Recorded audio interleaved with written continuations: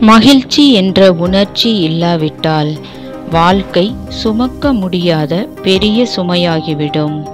இன்பமும் துன்பமும் பணத்தை பொறுத்ததல்ல, மனதை சார்ந்தவை.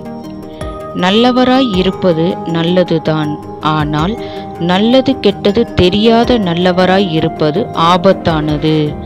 மாற்றம் இல்லாமல் முன்னேற்றம் சாத்தியமற்றது. எண்ணங்களை மாற்றிக்கொள்ள முடியாதவர்களால் வேறு எதையும் மாற்ற முடியாது. உண்மையை சொல்வதுதான் உலகிலேயே மிக பெரிய நகைச்சுவை.